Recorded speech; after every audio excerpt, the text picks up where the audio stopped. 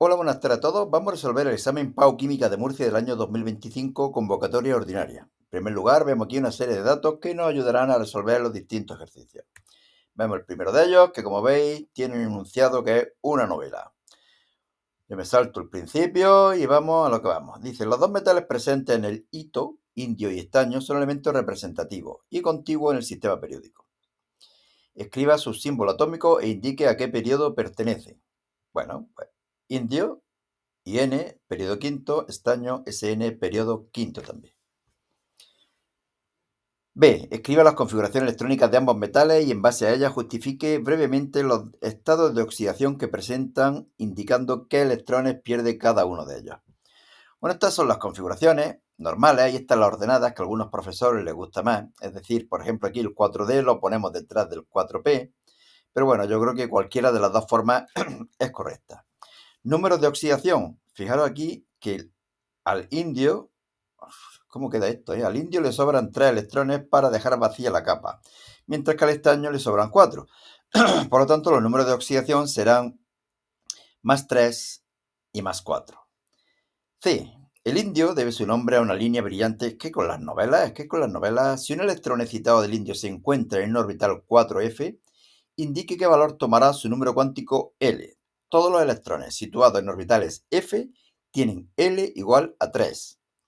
Recordar SL0, PL1, DL2, FL3. Por lo tanto, L igual 3. D. En la siguiente tabla se dan los valores de propiedades atómicas para el indio y el estaño. Explique brevemente cuál de ellos se corresponderá con el elemento 1 y cuál con el elemento 2. Tenemos aquí radioatómico. Recordar que el radioatómico, a medida que nos movemos hacia la derecha en la tabla periódica, disminuye porque hay más protones en el núcleo que atraen con más fuerza a los electrones externos. Por lo tanto, el más pequeño será el de la derecha. El de la derecha es el estaño. Así que el 1 el indio, 2 estaño. Y luego también nos dicen energía de ionización. Cuanto más pequeño sea, el electrón está más cerca y es más difícil de arrancar. Así que el elemento que está a la derecha tendrá mayor energía de ionización. Por lo tanto, estaño 2, indio 1. Y teniendo en cuenta la tabla anterior, explique brevemente a cuál de los dos elementos, 1 o 2, corresponderá un valor de electronegatividad 1,8 y a cuál un valor 2,0. Bueno, la electronegatividad, recordar que es la tendencia a atraer hacia sí los electrones de un enlace. Por lo tanto, cuanto más arriba y a la derecha esté, más pequeño será, atrae con mayor fuerza a los electrones. ¿Cuál es el que está más arriba y a la derecha? El estaño, y por lo tanto el estaño tendrá mayor electronegatividad, es decir, 2,0, mientras que el indio tendrá 1,8. Seguimos. El CS2 líquido es un disolvente volátil, inflamable y tóxico, muy importante en muchos procesos industriales. Es un disolvente eficaz, de nuevo otra novela. El CO2 es un gas necesario para la vida en la Tierra y cuando se encuentra con sus primos, los familiares cercanos, van todos de excursión cantando alegre una canción que dice así. Pero también es el causante del efecto invernadero. Bueno, nombre ambas sustancias, disulfuro de carbono y dióxido de carbono. Represente sus estructuras de Lewis y explique brevemente cómo será su geometría y su polaridad. Estructuras de Lewis. Geometría, fijaros que estos pares de electrones, lo máximo que se pueden separar es en línea recta. Forma lineal, ángulos de 180 grados en los dos casos. Y en los dos casos la polaridad se anula. La polaridad de los enlaces, los momentos dipolares de los enlaces carbono-azufre o carbono-oxígeno se anularán. Por lo tanto, son moléculas lineales, ángulos de 180 grados y apolares. C. Justifique por qué el CS2 es un líquido a temperatura ambiente y el CO2 es un gas. Bueno, pues porque las fuerzas de atracción que hay entre las moléculas son las fuerzas de Van der Waals de tipo London, de dispersión. Y estas son mayores cuanto mayor es la molécula. Como el azufre es mayor que el oxígeno, el disulfuro de carbono tendrá un mayor punto de ebullición y fusión que el dióxido de carbono. Y D. Explique si una disolución de azufre en CS2 conducirá a la electricidad. Pues no, porque tanto el azufre como el disulfuro de carbono son sustancias covalentes, moleculares, apolares, que no tienen ni iones ni electrones con movilidad. Recordad que la condición indispensable para que una sustancia conduzca a la electricidad es que tenga iones o electrones que se puedan mover con libertad. El bicarbonato de sodio o hidrógeno carbonato de sodio es un antiácido que se toma para aliviar la acidez del estómago, causada principalmente por el clorhídrico. Escriba la reacción de neutralización que tiene lugar entre estos dos compuestos. Aquí la tenemos. Se forma cloruro de sodio y ácido carbónico. El ácido clorhídrico es muy fuerte y le cede un protón al HCO3 negativo. Se formaría, por lo tanto, H2CO3 más Cl negativo. El Cl negativo y el Na forman la sal, que evidentemente en disolución acuosa estará disociada la sal. B. Teniendo en cuenta que el carbónico es inestable y se descompone para dar CO2 y agua, calcule el volumen de CO2 a 25 grados y presión atmosférica que se formará en la reacción de una pastilla que contiene 500 miligramos de bicarbonato de sodio. Bueno, pues el número de moles de bicarbonato de sodio será igual a la masa partido masa molar. Si son 500 miligramos, son 0,5 gramos. Obtenemos esta cantidad de moles de bicarbonato. Pero según esta reacción, el bicarbonato produce 1 de carbónico y el carbónico produce 1 de CO2. Por lo tanto, serán los mismos moles de CO2.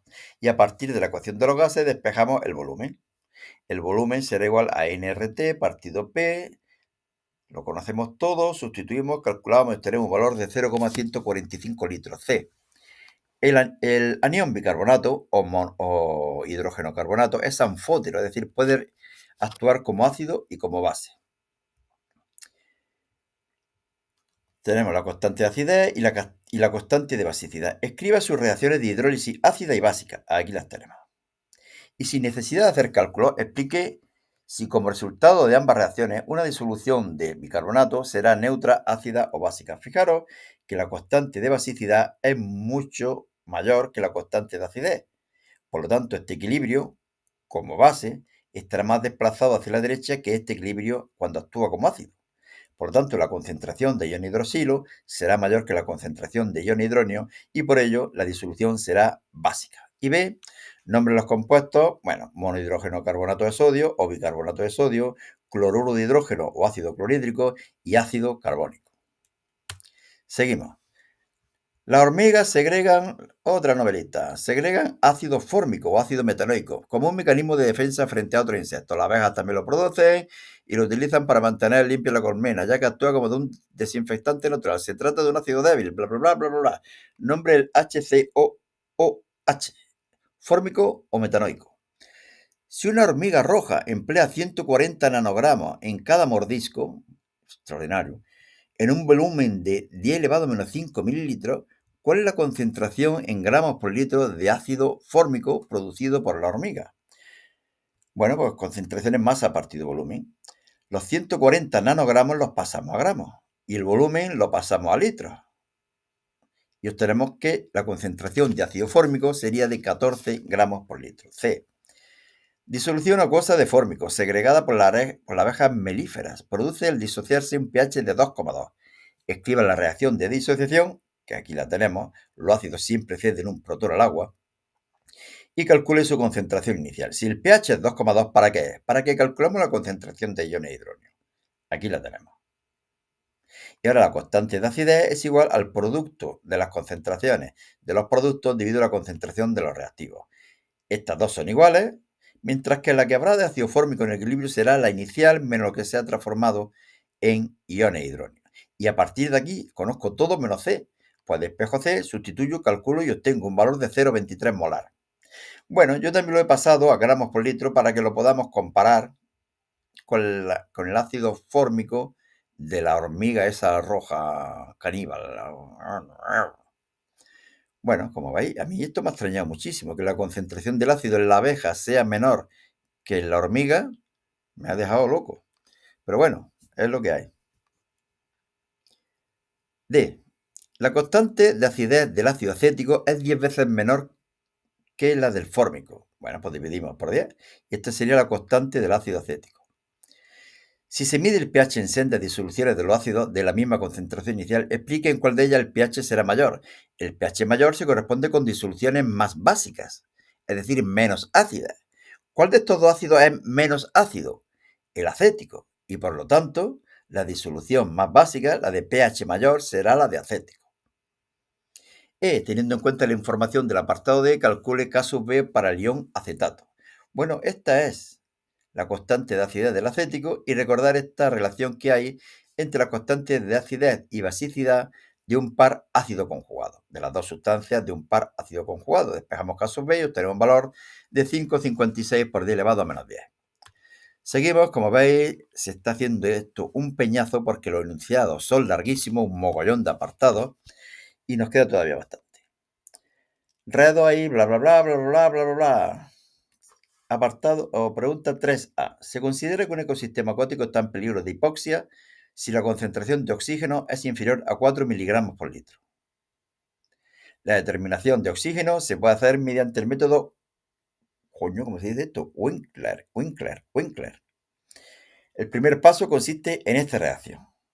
Indique cuál es la especie oxidante y la reductora y cómo varían su número de oxidación. El oxidante siempre es el que oxida y por lo tanto se reduce, es decir, baja su número de oxidación. En este caso el oxígeno pasa de 0 a menos 2, aquí, menos 2 en los óxidos. Mientras que el reductor va a ser el que reduce pero se oxida, es decir, el que aumenta su número de oxidación. Aquí tenemos el manganeso con número de oxidación más 2 y pasa aquí con número de oxidación más 4. Bueno, pues eso es lo que hemos dicho aquí, ¿vale? Apartado B. Una vez en el laboratorio, el dióxido de manganeso se reduce en medio ácido con ioduro de potasio, que se oxida a yodo, según esta reacción.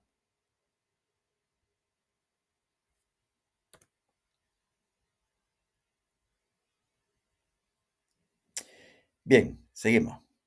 Ajuste esta reacción mediante el método del ion-electrón. Bueno, el ioduro que pasa a yodo, el MnO2 que pasa a manganeso 2 positivo, 2 electrones, anda. Fijaros que aquí hay un pequeño error. Los electrones no le he puesto la carga negativa. Aprovecho para deciros que en este blog, selectividadjosecuenca.blogspot.com, podéis encontrar en formato PDF todos los exámenes. Todos los exámenes. Este vídeo es de un examen, mientras que en el blog tenéis todos los exámenes uno detrás de otro. Además, me permite corregir cualquier error, así que yo cuando acabe de grabar este vídeo me voy a la página 10, ¡ping!, y le pongo aquí el electrón que falta, que ya no sé ni dónde está. Aquí. Bueno, pues sumamos. Aquí hay dos electrones, por lo tanto no hay que multiplicar por nada ninguna de las dos ecuaciones y obtenemos la ecuación iónica y la transformamos en la molecular. Cuando sumamos, fijaros que aquí me quedan, por poner a la derecha, 2 potasios y un sulfato. Está claro que lo que hay que poner es sulfato de potasio. C. Finalmente, el yodo se valora con una disolución de tiosulfato sódico que se oxida a tetrationato, casi nada. Indique el número de oxidación del azufre en la oxosala involucrada en esta reacción. Es decir, número de oxidación del azufre aquí y aquí. Aquí hay 2 azufres, aquí hay 4. En estos 2 azufres el número de oxidación no es el mismo para uno y para otro, pero yo creo que lo que aquí piden es el número de oxidación promedio. Por lo tanto, yo aquí lo que hago es tener en cuenta que el número de oxidación total tiene que ser 0. 3 oxígenos serían menos 6. 2 sodios serían más 2. Me quedan otros más 4. 4 entre 2 a 2. Es decir, el número de oxidación promedio de los 2 azufres sería más 2. Mientras que en este caso tendríamos 6 por 2, 12. 12 menos, 12 negativos, 2 positivos, me quedarían 8 positivos. 6 por 2, 12.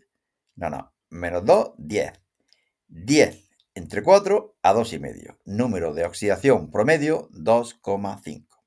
Vamos al apartado D, que dice: todo lo anterior se deduce que el método Winkler sigue la siguiente secuencia estequiométrica. 1 mol de oxígeno, 2 moles de MnO2, 2 moles de yodo, reaccionan con 4 moles de... ¿Cómo se llamaba esto? Tiosulfito, ¿no? Tiosulfito era, me parece que dijeron. Tiosulfato. Vale. Para una muestra de 100 mililitros de agua se consumieron en la valoración 6, de tal. Calcule cuál era la concentración de oxígeno en la muestra en miligramos por litro y si hay riesgo de hipoxia. Bueno, lo primero que vamos a hacer es calcular el número de moles de tiosulfato que nos están diciendo. Estos son los moles. Nos lo están diciendo. Por lo tanto, el número de moles de oxígeno será 4 veces menos.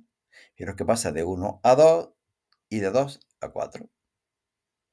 El número de moles de oxígeno será la cuarta parte que el número de moles de tiosulfato. Cuarta parte, por eso divido por 4. Obtengo esta cantidad de moles.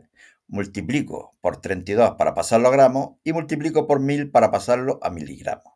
Y luego, una vez que tengo los miligramos, lo divido por los litros. Recordad que eran 100 mililitros, por lo tanto 0,1 litro. Nos da un valor de 5,5 miligramos por litro. Como este valor es mayor que los 4 miligramos por litro que nos dicen que es a partir de este valor cuando se puede sufrir hipoxia, como hay más oxígeno, por lo tanto no hay riesgo de hipoxia.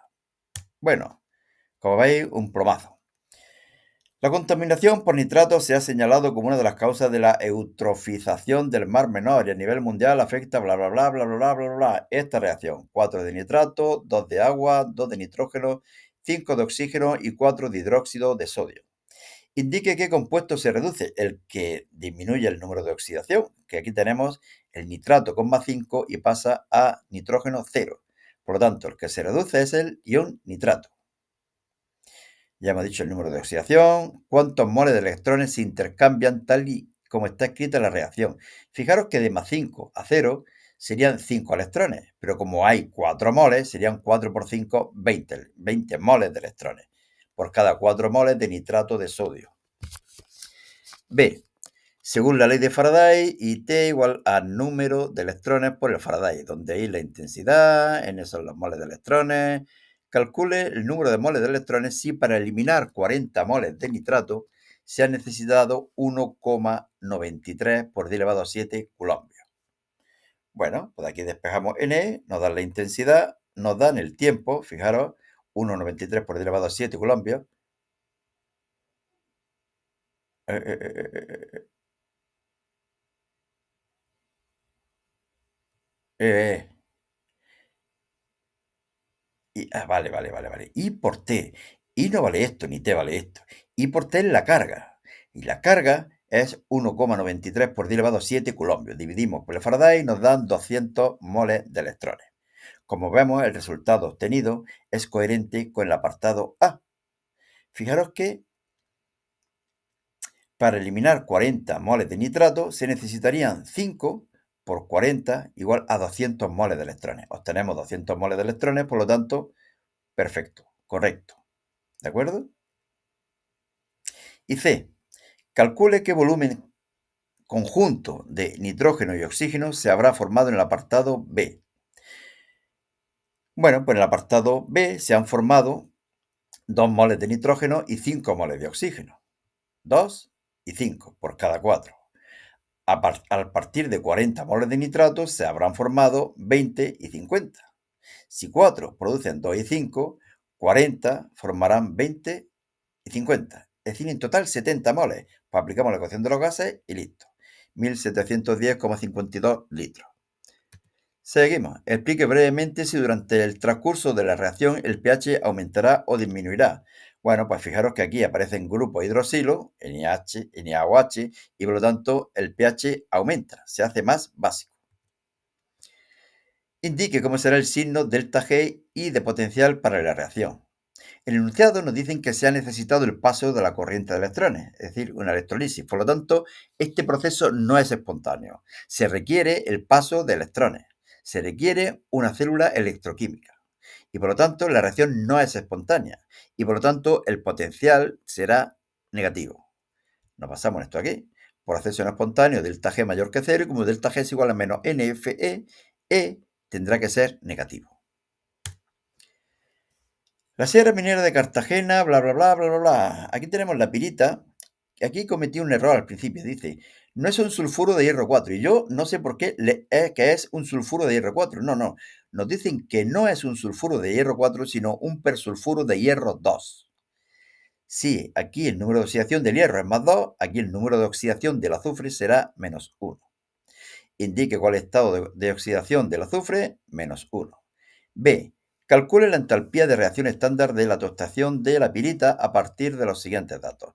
Fijaros que nos dan entalpías de formación de la pirita, bueno, del persulfuro este de hierro, del óxido férrico, óxido de hierro 3 y dióxido de azufre. Por lo tanto, lo único que tenemos que hacer aquí lo vemos, la entalpía de la reacción será igual a 2 veces la entalpía del F2O3 más 8 veces la entalpía de formación del dióxido de azufre menos 11 veces la entalpía del oxígeno, que es cero. Cualquier elemento en su estado natural, la entalpía de formación es cero. Menos 4 por la entalpía del FeS2. Lo conozco todo, sustituyo, calculo y obtengo un valor de 3308,8 kilojulios. Se puede dar de dos formas, o mejor dicho, yo soy más partidario de darlo de esta forma. ¿Por qué? Porque estos numeritos de aquí, los coeficientes estequiométricos, ¿en qué se miden? En moles. Y por lo tanto, moles por kilojulios partido mol me quedan kilojulios. Pero es que además, si yo pusiera kilojulios partido mol ¿de qué? De esto, de esto, de esto, de esto. Pues yo creo que mucho más por esto poner kilojulios.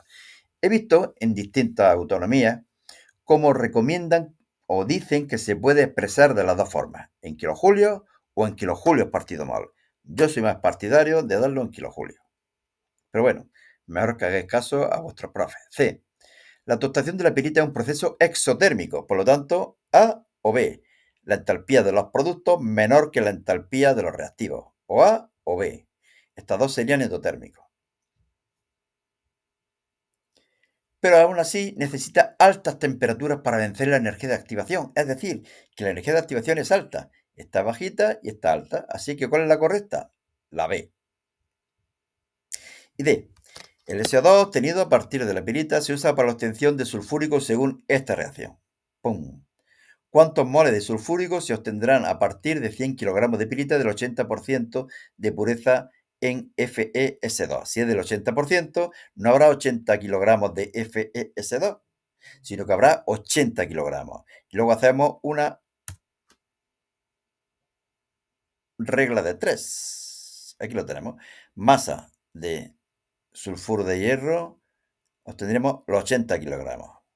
Dividimos por la masa molar para obtener los moles.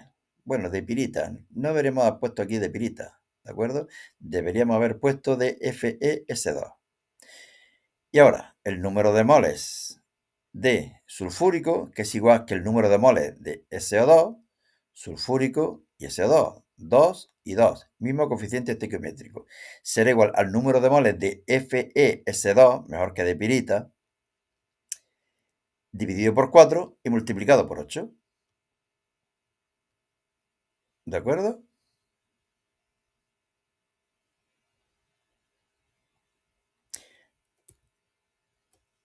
Dividido por 4 y multiplicado por 8. Y obtenemos un valor de 1335,56 moles de SO2. Nos preguntaban moles, pues listo. La galena, bla, bla, bla, bla, bla, bla, bla, bla. Afortunadamente, la solubilidad del sulfuro de plomo 2 es muy pequeña. Calcule las concentraciones de plomo y sulfuro en una disolución saturada. Este es el equilibrio de disociación. S y S. A partir de la constante de solubilidad despejamos S y como S es la concentración de plomo, la podemos calcular de esta forma. B. Razone cualitativamente cómo variará la concentración de plomo 2 en un cierto volumen de disolución saturada si B1 se adiciona una sal soluble de plata. Al añadir plata, realmente, bueno, vamos a basarnos aquí. Vale. Se adiciona plata, cuya anión no interfiere en el equilibrio, pero nos dan que el sulfuro de plata es muy insoluble. Por lo tanto, estamos retirando cloruro. Sulfuro. Estamos retirando sulfuro de la reacción. Es que como no la estoy viendo, estamos retirando sulfuro al añadir plata. Si quitamos sulfuro, el equilibrio se desplaza hacia la derecha para producir más sulfuro. Ley de Le Chatelier. Y por lo tanto, la solubilidad del sulfuro de plomo aumenta. B2. Se aumenta la temperatura. ¿Qué le pasa que es un proceso endotérmico, nos dicen? ¿Qué le pasa a la solubilidad? Como es un proceso endotérmico, al subir la temperatura, el equilibrio se desplaza hacia la derecha, hacia donde absorbe calor. Por lo tanto, la solubilidad aumenta. Se duplica la cantidad de sulfuro de plomo sólido. Bueno, no influye para nada. La cantidad de sulfuro de plomo no está en el equilibrio y por lo tanto, en la ecuación de equilibrio y por lo tanto no influye. Y C. En la galena argentífera se encuentra asociado con sulfuro de plata. se procesaron 1.000.000 de toneladas de tierra con una riqueza del 5% en galena. Pues el millón de toneladas, que son 10 elevado a 9, multiplico por 5 y divido por 100. Y obtengo los kilogramos de galena. ¿Vale? A su vez contenía un 0,5% de sulfuro de plata. Multiplicamos por el 0,5. Y obtenemos los moles, la masa, mejor dicho, la masa de sulfuro de plata. ¿Cuánta plata hay en el sulfuro de plata? Pues dividimos por la masa molar y multiplicamos por 2 veces la masa atómica y obtenemos un valor de 2,18 por 10 elevado a 5 kilogramos. Como veis, un mogollón. Bueno, química orgánica, son más cortitos. Dada la siguiente reacción, aquí tenemos el propan 2-ol que se oxida hasta la acetona correspondiente. Indique qué tipo de reacción es, oxidación, y nombre el compuesto de cromo que participa en ella, dicromato de potasio. Nombre el reactivo, propan 2-ol, y el producto de reacción, propanona, y explique brevemente si alguno de ellos puede presentar isomería espacial, óptica o geométrica. Pues ninguno tiene ni doble enlace ni ciclo, y ninguno tiene un carbono simétrico, así que ninguno. C. Nombre los siguientes compuestos y explique brevemente si son isómeros y de qué tipo, de alguna de las sustancias que participan en la reacción. En esta reacción. Bueno, aquí tenemos el propanal. El propanal, que es un isómero de función de la propanona. Y aquí tenemos el dimetiléter. Al principio parecería que sería isómero de este compuesto, pero no hay isómero de ninguno. Aquí hay 2 carbonos y aquí 3 carbonos. Por lo tanto, no son isómeros. D. Uno de los 4 compuestos orgánicos que aparecen en esta pregunta está siendo investigado como combustible alternativo, ya que puede obtenerse a partir de la biodinamia. Cada mol produce al quemarse 2 moles de CO2 y 3 moles de agua. Indique qué compuesto es y escriba su reacción de combustión ajustada. Ese es el apartado D. Si produce 2 moles de CO2 es porque tiene 2 carbonos. Y por lo tanto, ¿de cuál se trata? Del C3, del CH3 o CH3, es decir, del dimetiléter. Combustión con oxígeno, CO2 y agua. Y último ejercicio, creo. Los isómeros son compuestos que presentan la misma fórmula molecular, pero cuyos átomos están enlazados de forma diferente. Isomería estructural. O presentan una distinta disposición espacial. Isomería espacial. Vamos al B. Considere los siguientes pares de compuestos, A, B y C. Complete el cuadernillo de la siguiente tabla. Aquí los tenemos. Pareja, fórmula molecular, pues cuestión de contar. Aquí lo tenéis y aquí lo tenéis. Contar los carbonos, los hidrógenos y oxígenos, ¿de acuerdo? Tenéis cuidado sobre todo con los anillos estos, porque cada uno de los vértices estos tiene 2 enlaces. Por lo tanto, estos 4 son 4 hidrógenos, 2 hidrógenos cada uno, mejor dicho. Este tiene un hidrógeno y este tiene un hidrógeno, ¿de acuerdo? 2, 2, 2, 2, 1 y 1. Mientras que aquí con doble enlace, evidentemente aquí habrá 1, 1, 1, 1, 0, 0. Bueno, ¿son isómeros estructurales? Estructurales. Pues estos no serían isómeros estructurales, puesto que son espaciales. Este también no serían isómeros estructurales y este sí serían isómeros estructurales. Están ordenados de otra forma los átomos. Isómeros espaciales, sí y sí. Idéntico punto de fusión. ¿Cuáles tienen idéntico punto de fusión? Solamente los isómeros ópticos. La pareja A, esta de aquí. C. Nombre los compuestos anteriores distinguiéndolos según su isomería, excepto en el caso de los isómeros ópticos. Bueno, pues esto sería el ácido 1,2,3, ácido propanoico, el ácido 2-cloropropanoico. Aquí tenemos isómero cis e isómero trans del 1,2-diodo-ciclohexano. Y aquí tenemos el benceno, 1,2-dimetilbenceno y 1,3-dimetilbenceno. Elija una de las parejas anteriores y especifique para ella el tipo y subtipo de isomería. Tendríamos aquí isomería óptica, espacial. Aquí tendríamos isomería geométrica, espacial. Y aquí tendríamos isomería de cadena, estructural.